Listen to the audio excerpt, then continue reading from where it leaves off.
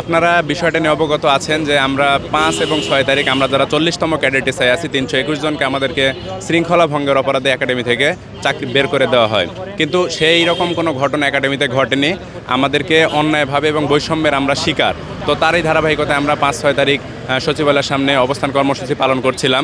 তো স্বরাষ্ট্র সচিব মহোদয় স্যার আমাদের মধ্যে থেকে ৩ জন প্রতিনিধি নিয়ে তিনি বৈঠক করেন এবং তাদেরকে তিনি আশ্বস্ত করেন যে উনি আমাদের জন্য উপরে ঊর্ধ্বতন কর্তৃপক্ষের সঙ্গে কথাবার্তা বলবেন এবং তারা আমাদের জন্য একটা সমাধানমূলক ব্যবস্থা করবেন। স্যার নামাজের দোহাই দিয়ে বলেছেন যে আমি ৫ ওয়াক্ত নামাজ পড়ি, তোমরা আমার কথা শোনো, তোমরা একটু শান্ত হও বা তোমরা তোমাদের কর্মবিরতি করো, আমি তোমাদের জন্য চেষ্টা করব।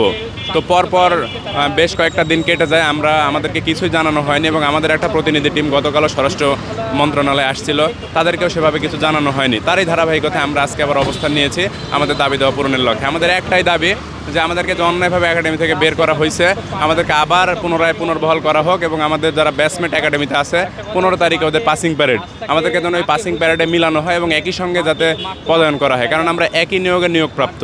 ওরা পদায়ন পাচ্ছে, আমরা পাচ্ছি না। এই বৈষম্যের শিকার আমরা হতে চাই না। বৈষম্যহীন বাংলাদেশে আমরাই প্রথম বৈষম্যের শিকার। আমরা আর এই বৈষম্য চাই না। আমরা চাই যে আমাদেরকে পুনর্বহাল করা হোক চাকরিতে।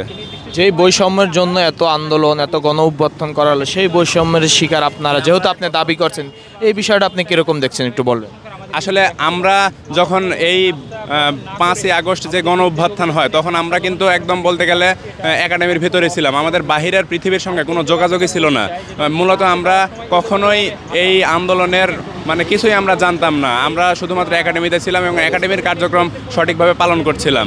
আমরা যখন শুনছিলাম যে বৈষম্যহীন একটা বাংলাদেশ সবাই বলছিল মিডিয়াতে, আমরা যখন ডাইনিং রুমে খেতে যেতাম তখন দেখতাম টেলিভিশনে, তখন মনে করতাম যে যাক অনেক ভালো একটা বাংলাদেশ আমরা পাচ্ছি। আমরা এখান থেকে ট্রেনিং শেষ করে বের হব, বৈষম্যহীন বাংলাদেশে আমরা জনগণের সেবা করব, একটা সুস্থ মন মানসিকতা নিয়ে আমরা পুলিশে যোগদান করব এবং জনগণের সেবা করব।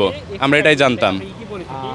আমরা পুলিশ কর্মকর্তার সাথে যোগাযোগ করে জানতে পারছি যে আপনাদের একটি প্রতিনিধি দল ভিতরে নেওয়া হবে 11টার সময়। এই বিষয়ে কোনো কিছু জানান কিনা? আশা না, এই বিষয়ে আমি কিছু জানি না। এটা আমাদের যারা প্রতিনিধি আছে তারা এই বিষয়টা ভালো বলতে পারবে, কারণ এই বিষয়ে আমাদের সঙ্গে কোনো কথা হয়নি।